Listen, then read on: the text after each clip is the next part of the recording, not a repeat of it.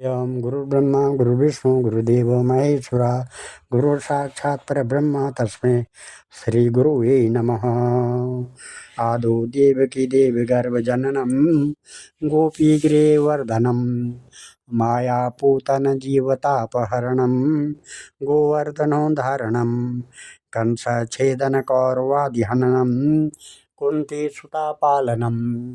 एतत् श्रीमद्भागवतं पुराणकथितं श्रीकृष्णलीलामृतं निगमकल्पतरोर्गलितं फलं शुकमुखाद्रवमृतसंयुतं पिबत भागवतं रसमालया मुहुरहो रसिका भूरि भावुका।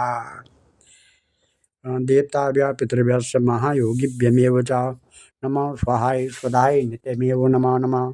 अयोध्या मथुरा माया काशी कांचयवंतिका पुरी द्वारावती सेवा सत्यते मोक्षदायिनी।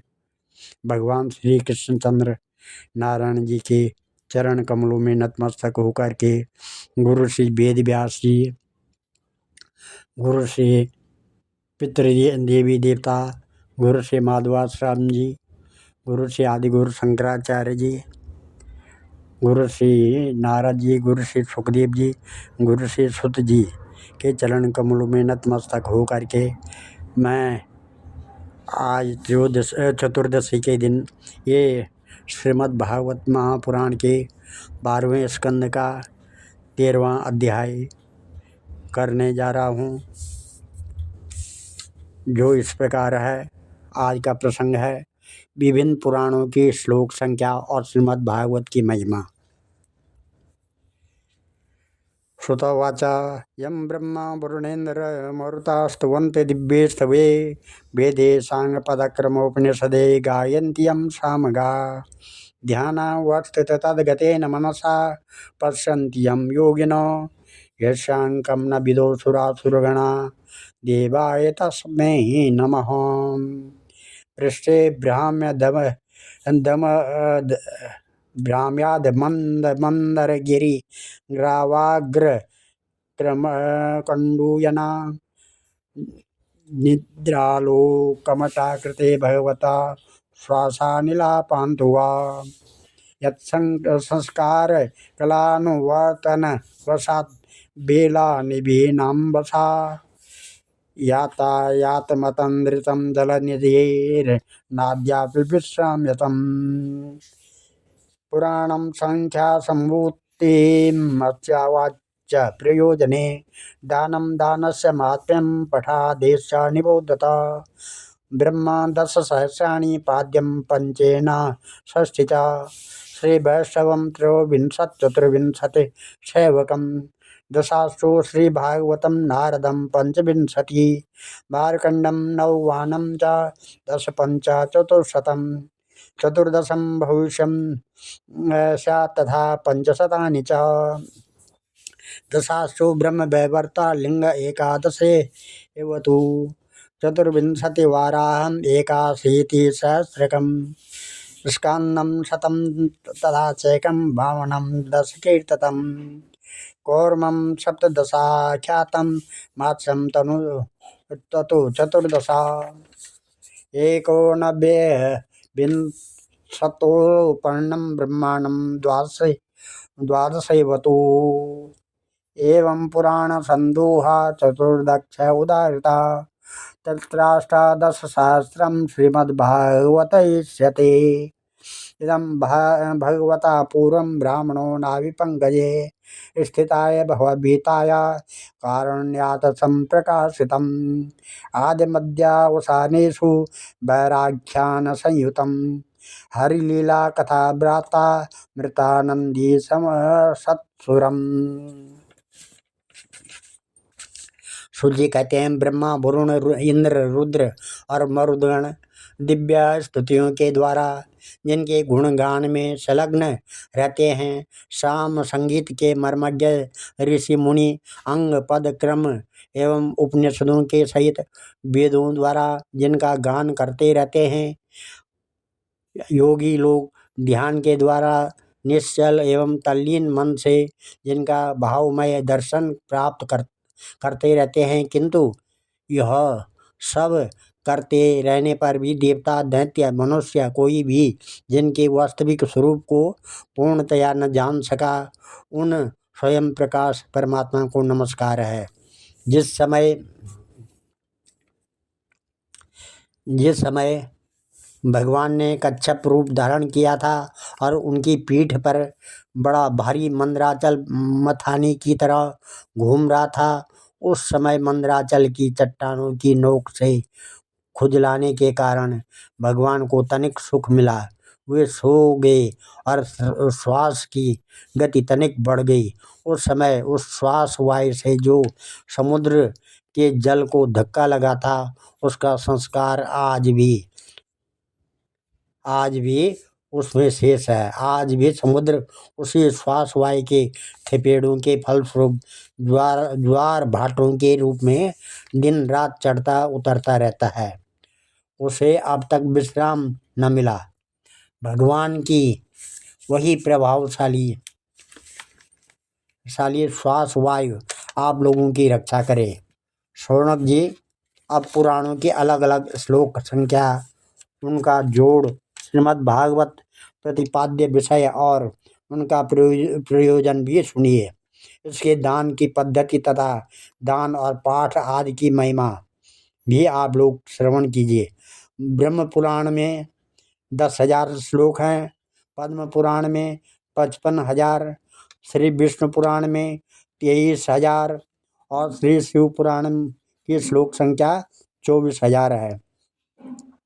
श्रीमद् भागवत में 18,000, नारद पुराण में 25,000, मार्कंडेय पुराण में 9,000 और अग्नि पुराण में 15,400 श्लोक हैं। भविष्य पुराण की श्लोक संख्या 14,500 है और ब्रह्म वैवर्त पुराण की 18,000 तथा लिंग पुराण में 11,000 श्लोक हैं। वाराह पुराण में 24,000, स्कंद पुराण की श्लोक संख्या 81,100 है। वामन पुराण की 10,000 की संख्या 10,000 है। कुर्म पुराण की 17,000 श्लोकों का और मत्स्य पुराण 14,000 श्लोक हैं। गरुड़ पुराण में 19,000 श्लोक हैं और ब्रह्मांड पुराण में 12,000। इस प्रकार सब पुराणों की श्लोक संख्या कुल मिलाकर 4 लाख होती है। उनमें श्रीमद् भागवत, जैसा कि पहले कहा जा चुका है, 18,000 श्लोकों का है। शौनक जी, पहल भगवान विष्णु ने अपने नाभि कमल पर स्थित एवं संसार से भयभीत ब्रह्म पर परम करुणा करके इस पुराण को प्रकाशित किया था। इसके आदि, मध्य और अंत में वैराग्य उत्पन्न करने वाली बहुत सी कथाएं हैं। इस महापुराण में जो भगवान श्री हरि की लीला कथाएं हैं, वे तो अमृत स्वरूप हैं ही। उनके सेवन से सत्पुरुष और देवताओं को बड़ा ही आनंद मिलता है। सर्व वेदांत सारम यद ब्रह्म एकल्य लक्षणम वर्षद्वितीयम तन्निष्ठम कैवल्य प्रयोजनम प्रोष्ठ पद्मं पूर्णमासम हेम सिंगा समन्वितम ददाति यो भागवतं स याति परमां गतिम राजन्ते तावदन्यानि पुराणानि शतं गणे यावन्दृश्यते साक्षात् श्रीमद्भागवतं परम। सर्ववेदान्तसारं हि श्रीमद्भागवत इष्यते तद्रसा अमृत तृप्तस्य नान्यत्र सादृति क्वचित्। निमग्नानां यथा गंगा, देवानाम् अच्युतौ यथा, वैष्णवानां यथा शंभु, पुराणानाम् इदं तथा, क्षेत्राणां चैव सर्वेषां यथा काशी अनुत्तमा,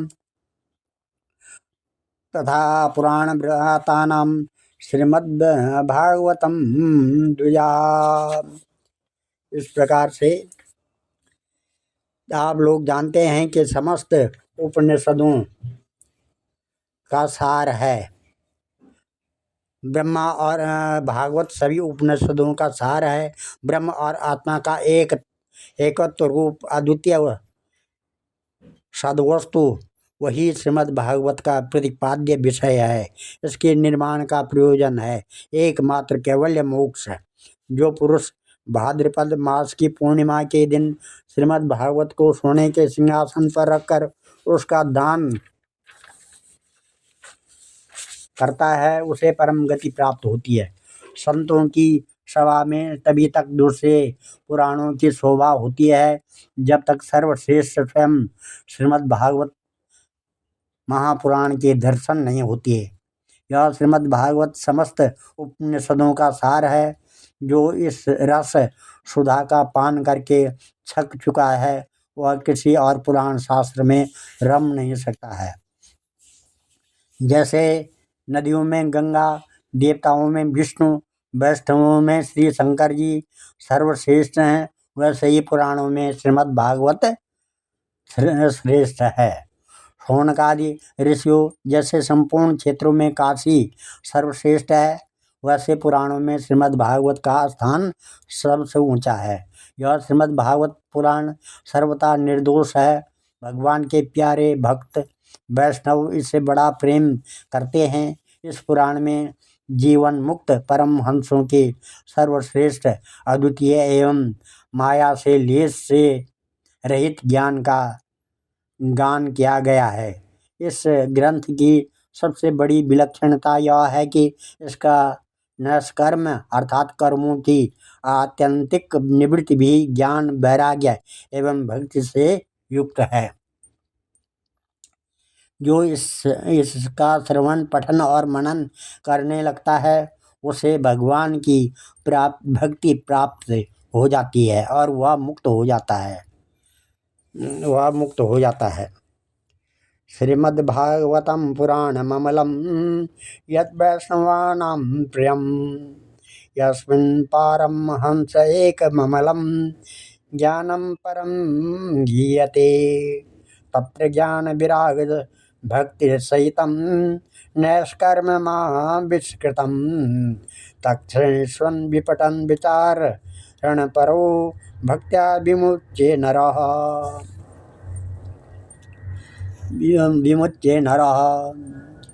यह श्रीमद् भागवत महापुराण सर्वथा निर्दोष है। भगवान के प्यारे भक्त वैष्णव इसे बड़ा प्रेम करते हैं। इस पुराण में जीवन मुक्त परमहंसों के सर्वश्रेष्ठ अद्वितीय एवं माया के लेस से रहित ज्ञान का गान किया गया है। इस ग्रंथ की सबसे बड़ी विलक्षणता यह है कि इसका नैष्कर्म अर्थात कर्मों की आत्यंतिक निवृत्ति भी ज्ञान, वैराग्य एवं भक्ति से युक्त है। जो इसका श्रवण, पठन और मनन करने लगता है उसे भगवान की भक्ति प्राप्त हो जाती है और वह मुक्त हो जाता है। तस्मै येन विभासितो अयम अतुलो ज्ञान प्रदीप पुरा कस्मै येन विभासितो यमतुलो ज्ञान प्रदीपो पुरा तद्रूपेण च नारदाय मुनये कृष्णाय तद्रूपिण योगीन्द्राय तदात्मनाथ भगवत राताय कारुण्यता तत्शुद्धं विमलं विशोक अमृतं सत्यं परम धीमहि। यह श्रीमद् भागवत तत्व का ज्ञान का एक श्रेष्ठ प्रकाशक है। इसकी तुलना में और कोई भी पुराण नहीं है। इससे पहल स्वयं भगवान नारायण ने ब्रह्मा जी के लिए प्रकट किया था। फिर उन्होंने ही ब्रह्मा जी के रूप से देवर्षि नारद को उपदेश किया और नारद जी के रूप से भगवान श्री कृष्ण द्वैपायन व्यास को, तदंतर उन्होंने ही व्यास रूप से योगींद्र सुखदेव जी को और श्री सुखदेव जी के रूप से अत्यंत करुणावर्ष राजर्षि परीक्षित को उपदेश किया। वे भगवान परम शुद्ध एवं माया मल से रहित, शोक और मृत्यु और उनके पास तक नहीं फटक सकते। हम सब उन्हीं परम सत्य स्वरूप परमेश्वर का ध्यान करते हैं। नमस्तस्मै भगवते वासुदेवाय साक्षिणे य इदं कृपया कस्मै व्याचक्षे मुमुक्षवे योगीन्द्राय नमस्तस्मै सुखाय ब्रह्मरूपिणे संसार सर्पदर्शनं यो विष्णुराता मुमुचुत भवे भवे यथा भक्ति पादयोस्तव जायते तथ कुरुष्व देवेश नाथस्त्वं नो यथा प्रभो। हम उन सर्वसाक्षी भगवान वासुदेव को नमस्कार करते हैं जिन्होंने कृपा करके मोक्ष अभिलाषी ब्रह्मा जी को इस श्रीमद् भागवत महापुराण का उपदेश किया। साथ ही हम उन योगी जन ब्रह्म स्वरूप श्री सुखदेव जी को भी नमस्कार करते हैं जिन्होंने श्रीमद् भागवत महापुराण सुनाकर संसार सर्प से डसे हुए राजर्षि परीक्षित को मुक्त किया। देवताओं के आराध्य देव सर्वेश्वर आप ही हमारे एकमात्र स्वामी एवं सर्वस्व हैं। अब आप ऐसी कृपा कीजिए कि बार बार जन्म ग्रहण करते रहने पर भी आपके चरण कमलों में हमारी अविचल भक्ति बनी रहे। अब ये 13वें अध्याय का 12वें स्कंद के 13वें अध्याय का जो ये श्लोक है ये कम से कम 3 बार 4 बार सुनना चाहिए। जितनी बार 10 बार भी इसका पाठ करना चाहिए। क्या है ये? नाम संकीर्तनम यस्य सर्वपाप प्रणाशनम प्रणामो दुख शमनम च तम नमामि हरिम पदम। नाम संकीर्तनम यस्य सर्वपाप प्रणाशनम प्रणामो दुख शमनम च तम नमामि हरिम पदम। नाम संकीर्तनम यस्य सर्वपाप प्रणाशनम प्रणामो दुख शमनम तं नमामि हरिम पदम। नाम संकीर्तनम यस्य सर्वपाप प्रणाशनम प्रणामो दुख शमनम च तम नमामि हरिम पदम। इसका अर्थ है जिन भगवान के नामों का संकीर्तन सारे पापों को सर्वथा नष्ट कर देता है और जिन भगवान के चरणों में आत्मसमर्पण उनके चरणों में प्रणति सर्वदान के लिए सब प्रकार के दुखों का शांत कर देती है उन्हीं परम तत्व स्वरूप का श्री हरि को मैं नमस्कार करता हूँ। ये 12वें स्कंद का 13वां अध्याय और ये श्रीमद् भागवत यहाँ पर समाप्त होता है। त्वदीयं वस्तु गोविंदम तुभ्यं मेव समर्पये तेन त्वदीन्द्रिय कमले रतिं मे यच्छ शाश्वतीं। त्वदीयं वस्तु गोविंदम तुभ्यमेव समर्पये तेन त्वदीय कमले रतिं मे यच्छ शाश्वतीं। ये है यहाँ पर कल महात्म्य होगा, महात्म्य चलेगा। ओम नमः। ये श्रीमद् भागवत पुराण सभी प्रकार के मल दुखों को दूर करता है और कार्य क्षेत्र में प्रगति प्राप्त करता है। जो इसका पाठ करता है उसकी सारी मनोकामनाएं पूर्ण हो जाती है। सबसे पहला श्लोक था सच्चिदानंद रूपाय विश्वोत्पत्त्यादि हेतुए तापत्रय विनाशाय श्री कृष्णाय वयम नमः। सबसे पहले सत्य चित्त और आनंद। सत्य माने सत्य, चिद माने ध्यान करना और आनंद माने मग्न रहना। वही भगवान जो ऐसा देते हैं श्रीमद् सच्चिदानंद वही इन तीनों का रूप है। ओम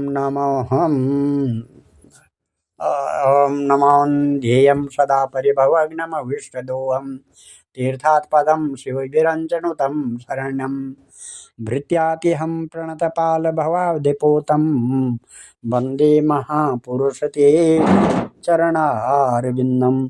सर्वे भवन्तु सुखिनः, सर्वे सन्तु निरामया, सर्वे भद्राणि पश्यन्तु, मा कश्चित् दुःखभाग् भवेत्। धन्यवाद।